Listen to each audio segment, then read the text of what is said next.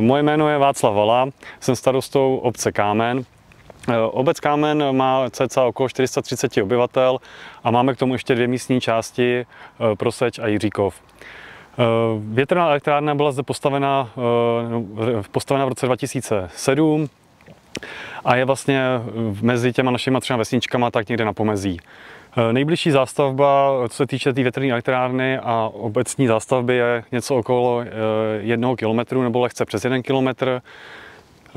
Co se týče potíží na větrné elektrárny, nic moc jsme zatím nezaznamenali. Jediné, co vlastně bylo původně v prvopočátku někdy okolo toho roku 2007-2008, byly nahlášení odpadávání kusy ledu, které vlastně vznikaly na té větrné elektrárně, jelikož to byla nějaká námraza, ale firma, která to tady realizovala, tu firmu Investor, tak si s tím nějakým způsobem poradili s tím, že v tuhle chvíli, když asi dochází k té námraze, tak tu elektrárnu vypínají. Mají tam nějaké sondy, nejedná se o žádné asi vyhřívání, protože což jsme zjistili, že vyhřívání není úplně reálný na těch větrných elektrárnách.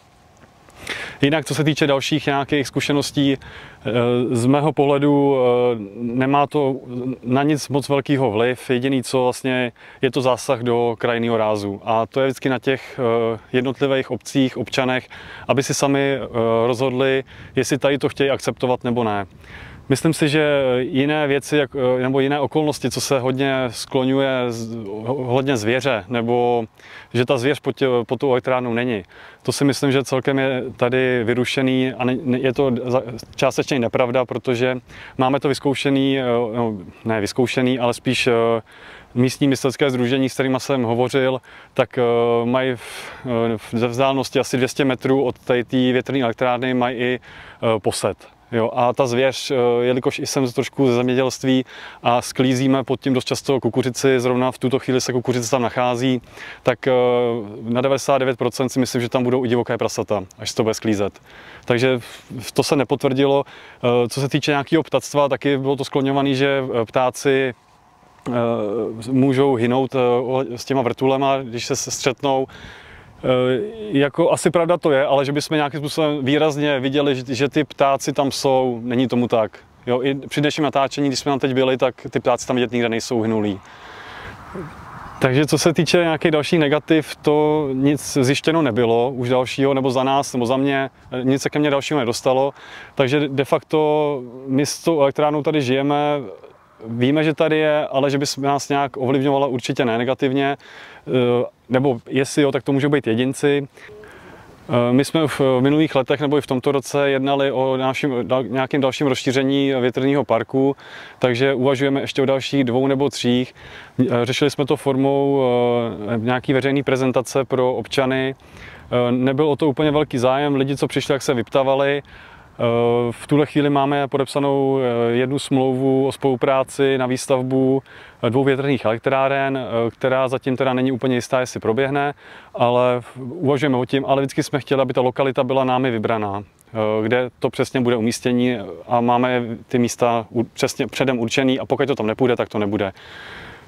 Na závěr mi se dovolte to, že doporučil bych občanům, ať se sami rozhodnou, jak dál pokračovat tady v té problematice, ale ze svého pohledu můžu říct, že jediný, co je problém v tím, že je to zásah do krajinného rázu a to si musí každý uvědomit, jestli to chce akceptovat nebo nechce. Další vlivy nezaznamenali jsme.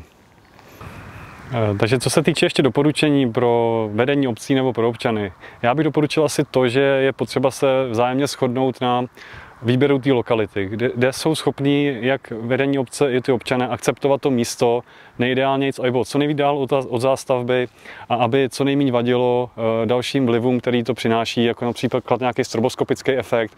Za mě doporučení nejít prostě blíž jak 700 metrů od první zástavby.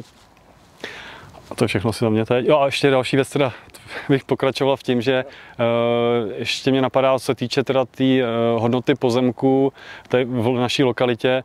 Nejsem si vědomý toho, že by z důvodu toho, že tady nějaká větrná elektrárna, že by klesala.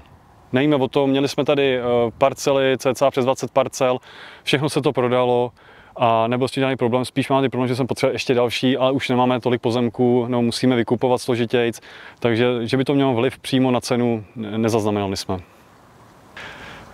Co se týká nějaký náhrady za to, že ty větrné elektrárny jsou vybudované nebo po případě strpný, což máme v tuhle chvíli my ve smlouvách, je to nějaký strpný, je to nějaká daná částka v řádech desítek, stovek tisíc za kilowattu, potažmo megawattu, tak možná i k úvahu přichází další verze varianty, že to je energetické společenství těch obcí, které vlastně veškerou tu elektriku si sami vyrobí a sami si pak určejí, co s těma finančními prostředkama bude.